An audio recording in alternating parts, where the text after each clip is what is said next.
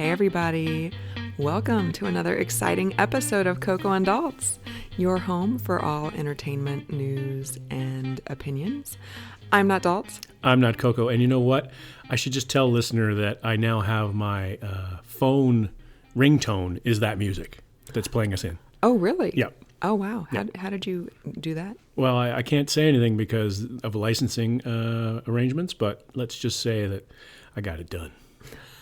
That's you getting stuff done. Getting stuff done illegally. Kicking ass and taking names. You gotcha.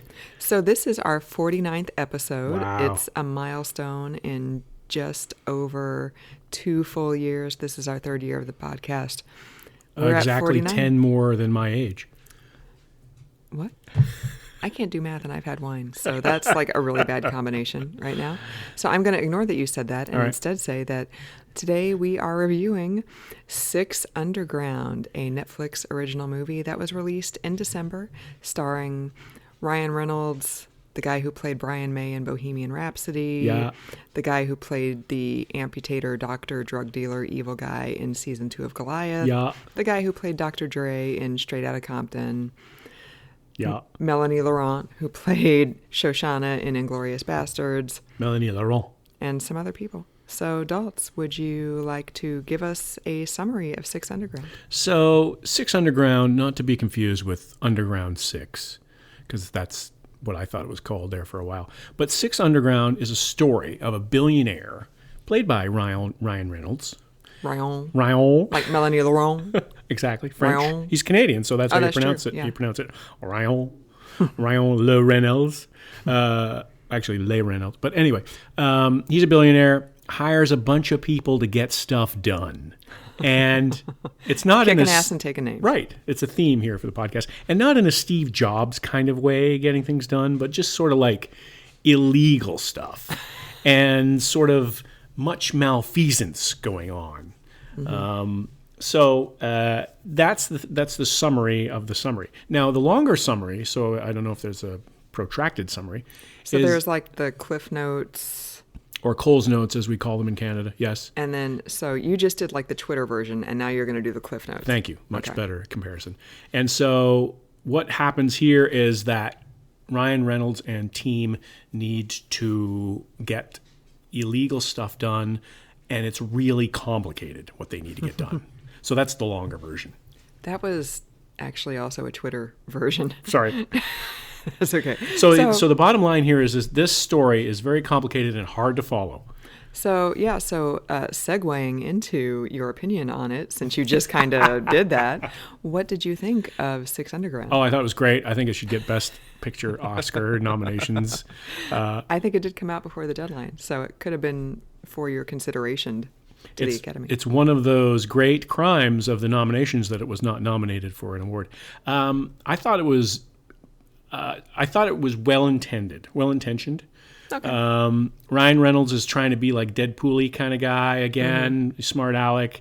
I really like Ryan Reynolds. Let's just say that off the top. Fellow Canadian, Ryan Reynolds. Fellow Canadian, as with all Canadians, I know who he is. I'm familiar with him. You know, we've had linguini together and stuff like that in Vancouver. He's double R from Van City. Right. And I'm PG from north of the 49th. Chinguacousy Shores. And so off the top, very good, funny. I like him on Social. He's got good political views and all that sort of stuff. So I'm a big Ryan Reynolds fan, although I can't say more than 3 movies that I've ever seen that he stars in. Having said that, this movie is just trying too hard to be Deadpool, trying to be like Transformers or something, trying to be like the Fast and the Furious with all the Fast and the Furious. That's great. The car chases. Yeah, at one point I turned to you and said, "Is this whole movie just a car chase?" Because it was the first 40 minutes of the movie was a car chase, and it was just really hard to follow why they were in that car chase. It was a fantastic car chase. The special effects were amazing. The realism of the car chase was very differently done too. So in other words, you see people actually pop out of cars and roll around when their car crashes. You know, it was very realistically done. Whereas in typical Hollywood movies, you see a car does 57 rolls and nobody ever pops out of the car, and you never see anybody actually in the car. So there was some realism there. The special effects were good. The dialogue tried to be witty. It tried to be, like I said, Deadpool-y and back and forth and that sort of thing. It felt a little forced, and it also felt like it was improvised, but not in a good way. Yeah, I would concur with that. So it's sort of like there was an extra beat or something like that every time, somebody would say something, a bad guy would say something, or a good guy would say something, and Ryan Reynolds would look, and then he'd react. And it was sort of almost like improv class 101 kind of thing. So, and the whole thing was just kind of a contrived mess and convoluted. And convoluted is a good word. Yeah. Michael Bay was the director. Right. Who? So that's all we got to say about that. Right. I'm surprised he's still making movies. But that's enough of me talking, Coco, because I think I've pretty much, clearly laid out my opinion. What did you think of 6 Underground? So you mentioned Michael Bay, and I understand that we're not supposed to think too hard about Michael Bay movies. They're just, right. Or at all. Right. They're just chicks in bikinis and splosions and car chases, and that's pretty much all this was. I'm going to make your head explode when I say I actually think this would have worked better as a series. Oh, I thought you were going to say as a book. That would be amazing. Competing against Margaret Atwood for the Booker Prize. 6 Underground. I'm going to blow you up. Yes, definitely. I think it would have been better as a series because like I said, it's a Michael Bay movie, so you shouldn't have to think too hard about it. But I think it was really convoluted. I think it tried to have character development, but didn't necessarily succeed. So if we had gotten maybe a 6 to 8 episode series instead of just one 2-hour movie, I think maybe you could have gone into every character's background and more of what makes them tick, and you could have developed that more and what makes them want to quote unquote be a family, since they all left their families behind to join Ryan Reynolds' troupe of vigilantes, right, who travel around the world starting coups, which, by the way, the coup they started in Turkestan, which is not a real place, spoiler alert, is like the fastest coup between Turkey and the fastest coup I've ever seen in my life. Like the dictator's brother goes on TV and says, "Let's rise up against my brother," and suddenly everybody in the country is out in the streets with placards with the dictator's picture with like the red circle and the line through it. But he's still in power. But he's still in power, and I'm like, where did these people get all these materials to rise up suddenly? Like, is that a thing that actually happens, or is it like more of a slow burn? So you're trying to apply logic to a Michael Bay storyline. And the other things that were illogical were, in that opening car chase when they're trying to get away through the streets of Florence, why you got like a lime green Tesla? Like, why don't you just have like a black car or something? Like, why do you get, like, you could have a yellow car. That's the only way you could stand out more than having a lime green Every other car was like gray or black or something like that, yeah. And then, where are we going to see them? Oh, there they are, 4 miles away in that lime green car. Exactly.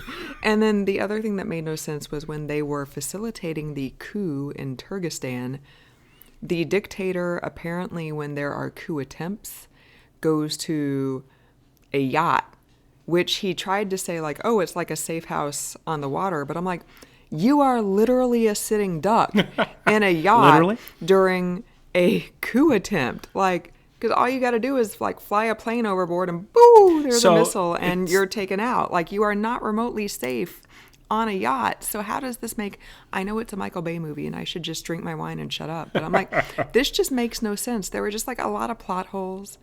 That it's the same idea as running to the top of the building when somebody is chasing you. Right. It's like, where are you going to go? Right. Like they're gonna go off a floor or something like that. They're gonna go in. It's like, oh, I can hear somebody upstairs, but maybe they went on the 17th floor. So why are you doing that? Now, having said that, I did think that the actors did the best they could with the material I think provided. The acting was actually pretty good. Yeah, and I would actually say that Ryan Reynolds was probably like one of the worst actors. Wow. Given that pool of talent. Because you've got the guy who played Brian May in Bohemian Rhapsody. Mm-hmm. Who was great. You've got the guy who played Dr. Dre in Straight Outta Compton. Who was great. You've got Melanie Laurent. She was great. You've got the guy who played the amputator in Goliath, who played a radically different character from his Goliath character. Right. And I was right. like surprised. I was And like, also against type of that kind of character. right. Yeah, so I thought he did a great job. So, Yeah. like, Ryan Reynolds is at best the 5th best actor in that troupe, because I feel like at this point I could probably name 4 movies that he's been in, and he's kind of been the same in every one of them, with like the witty quip and like the kind of side-eye look. And I don't know how much range he really has. Like, he's kind of found his niche and he does it really well, but I felt like all the other people did a better job. Well, they broadened those characters a little bit more, I think. Right. And at the end with him, I feel like they tried to do that. Yeah. But I don't really know how much, because I was just like, wait, where did this kid come from? Right. Like, and now suddenly well, that was the flashback scenes when they put the character's number up, so all the characters are called numbers. Right. Nobody has names. Nobody has names he doesn't want them to get attached to each other. And right, and you don't want to be identifiable if you get caught or anything Right. like that. So everybody's 1 through 6, and then one of the numbers dies, so they add a 7th. And so that's sort of the launching point of this story. However, they do flash back to a little bit to find the origins of each one of these characters. And it's creatively done, but it's almost like over the top creatively done. Like they put the number on the screen and then they splash green paint across it. And it's kind of like somebody got a really good grant for doing graphics on this movie.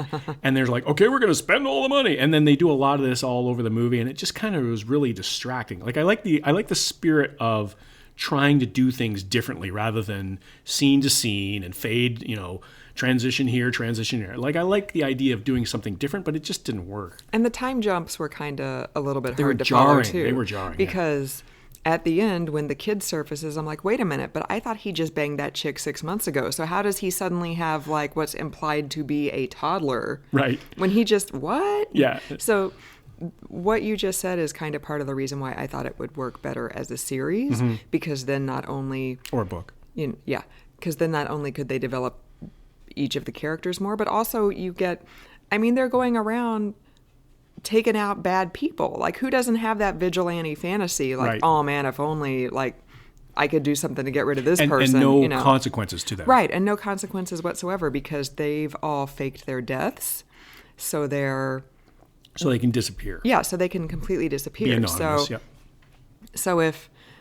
So you get like a 6 or 8 or even 10 episode series, they can take out like a different bad guy every series. Or they can spend like 2 episodes taking out a bad guy and then spend another 2 or 3 episodes taking out some kind of like corporate polluter or something. I didn't think of that, but I think you're absolutely correct. This would have been a better series, and then that way you would have been able to broaden the characters. So you have the intro, the pilot essentially, Right. and everybody meets everybody, and this is how it happens. And then as each episode goes along, you get more in depth about each one of the characters. So the second episode is getting to know 2 better. Let's just make it trite. And then the third episode is getting to know 3 better. And there's flashbacks within there. I think it would have been a lot more cohesive and a little bit more digestible, especially if this is a Netflix original, which is what we should have said off the top. I think you did say I might that. have said Okay, that. so you did. So, and I wasn't listening because the producer was yelling at me about something. Well, and you're a man, so. Oh yeah. So, but I think that if you have like an 8-part series, then you can deal with it, and you can gain more sympathy for the characters. Like I really didn't have any sympathy for the billionaire that Ryan Reynolds was playing. Right. Is he supposed to be Elon Musk? Is he supposed to be Steve Jobs? Is he supposed to be Warren Buffett? Like I'm not really sure what he did and how he got his money. Maybe I fell asleep at that point, but. And he finds number 7. He shows up at the guy's house and he's like, oh, I saw that you did blah, blah, blah thing, and how I saw that is unimportant. And I'm like, well, why don't you show us how you made your money and how you're able to have access to all that stuff? That's a good way to introduce us to his character. Right. Yeah.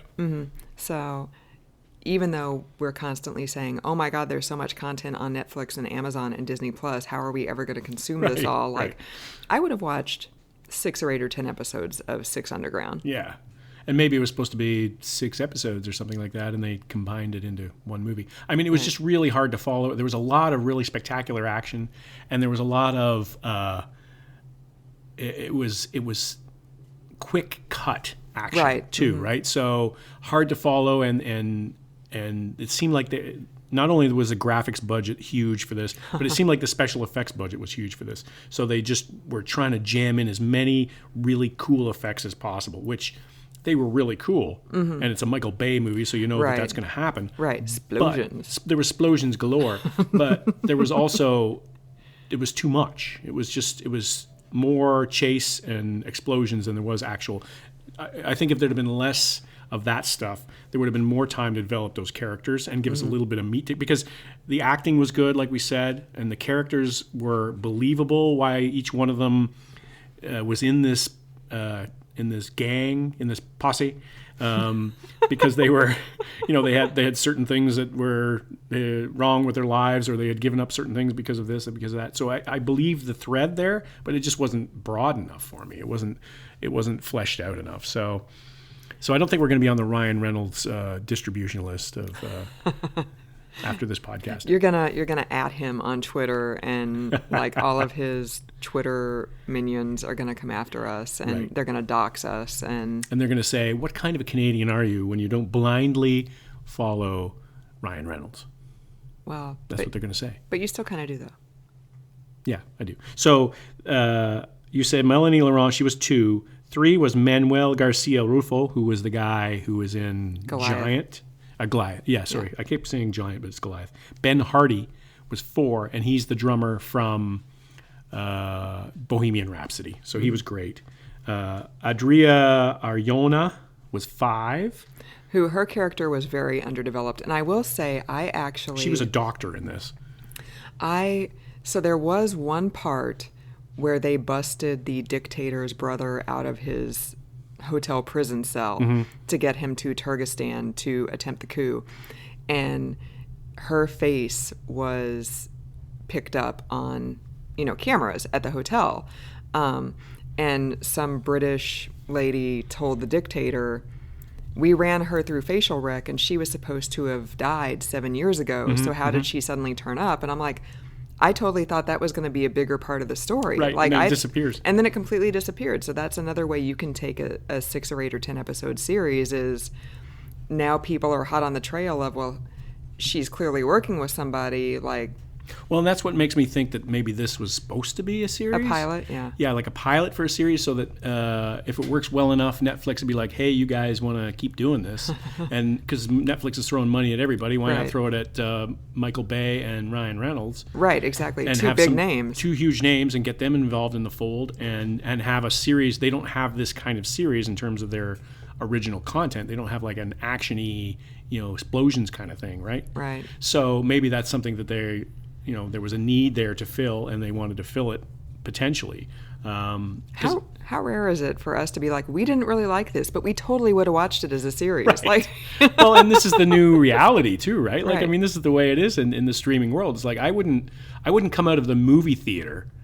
Right. 5 years ago and say, I didn't like that movie, but it would have been a really good series on CBS. Right. Like, totally. there's no way I would have said that. But now, this is the way that these things are changed. I think that's perfectly plausible. 6 was Dave Franco, who was the driver, who 6 is no longer in the show. And then Corey Hawkins was 7. So he was the new guy come in to replace 6. And the bad guy was Leo Raz, who was Ravich Alimov, and he was the bad dude. So, and then there's a series of other guys in the movie, but it was not my favorite Netflix movie that we've seen. Let me just say that. Yeah. Michael Bay did not write it. It was Paul Wernick and Rhett Rees, who I've never heard of. Who maybe I should have heard of, but yeah, I mean, it was. Deadpool. Those are Deadpool guys. Oh, okay. Well, so that explains a lot of that. Yeah, it was fine. I don't have to watch it again as just a movie. I'm not like, oh my God, I really wish I could get that 2 hours of my life back, but... And also you're not like, oh, I missed the symbolism of that. I need to watch it again in order to watch those scenes and see if they're smoking a cigarette in a certain way. Right. There's definitely movies where you're like, oh my God, there was so much... Like Widows. Like, I friggin' loved Widows. I would watch that movie again just because there's so much in there. Like, you missed so much on the first viewing. But this one, I'm like, yeah, whatever. It was what it was. And it was... a fine way to spend a Friday night, but I don't need to watch it again. And it was good enough. Yeah, exactly. It was good enough. So I'm looking through the Ryan Reynolds' oeuvre, and I'm trying to think of a movie to mention that would be legitimate, and I'm not seeing any. I've seen him in, that I can think of off the top of my head, Deadpool. Yeah. Definitely Maybe. And I believe it's called The Proposal, that one he did with Sandra Bullock, where she's the Canadian and he's the American, and she's they his try to boss, get some green card action going on there. And that was really funny. That would never happen in real life. No, not at all. You didn't have anchor babies or anything, so. No. I mean, I enjoyed. Well, I actually wasn't really a huge fan of Deadpool, but I liked him in Definitely Maybe and The Proposal. But I feel like in all of those, like I said, it's just kind of him doing the same wisecracking, deadpan stuff. It's funny because I'm looking at his movie filmography, I should say, and off the top I said that I liked him a lot and I really think he's great, but I can't think of a movie that I've seen that I like that he's in. I like his personality so much, and maybe he's a good-looking Canadian guy with a beard, and so I think that maybe we could be brothers in another life. Or you totally like could. That. Brothers from another mother. Yeah, brothers from another country. So I think that no, the same country. What are you talking about? No, never mind. But I think that it's almost like one of those factors where you get an actor whose persona is so big and so affable and so likable that you forget that he hasn't really been in any decent movies. Like, I mean, I remember him being in Van Wilder, the National Lampoon stuff, and that was just disgusting. Like, I watched that and I was like, this is awful. But I liked him. Like, he was really engaging. And wasn't he in, like, Two Guys, a Girl, in a Pizza Place and like 20 years ago in the late 90s? Yeah, and so the movie that I'm surprised you didn't mention that he's in is Green Lantern, because I know you're hugely into the superhero movies. I have never seen Green Lantern. And you and what, 200 million other people? Right, yeah, because it was supposed to be really awful. Yeah. So I never saw that. Was he in Fantastic Four too? Or no, that was Chris Evans. That was You're getting your foreign guys mixed up. No, Chris Evans is from Boston. Oh, I'm getting the foreign guys mixed up. Because Daltz is on beer number 3. Yes, you must know the truth behind the scenes. So, got anything else to say about Six Underground Daltz? No, I think if you're looking for something on Netflix, you could probably pass on this one. I think this is a pass. What do you say? Yeah, I'd say it's a pass. I mean, if you just want like a mindless couple hours without... I know we said it was convoluted and hard to follow, but if you really just want to not pay a whole lot of attention and just watch people get decapitated and car chases and stuff... And it's pretty graphic, too. Like, forewarning there. There's definitely a lot of... There's up close stuff, There's like the guy loses his head, and then you get to see the stump and that sort of thing. Like that's not a happy moment. You're not going to watch that when you're eating spaghetti or something like that. I don't recommend it. So it was fine. It was fine. I think it was decent action. Like I said, I wouldn't recommend it, and I think that it was not the finest moment in Netflix history. Let's put it that way. Or in Canadian history. Well, now let's not put this on a whole country. They produced one guy who was in it, but that doesn't mean they take the blame for it. That's true. Brian May is also in it, and we're not slagging off England. Right. So there we go. Exactly. Ben Hardy. Right. So I think that's it. I think that's it. So they're playing us off. They're playing us off again. Oh, so, man. I love this song. Ringtone. So for another episode of Coco and Daltz, I'm not Daltz. And I'm not Coco. Thanks for joining us.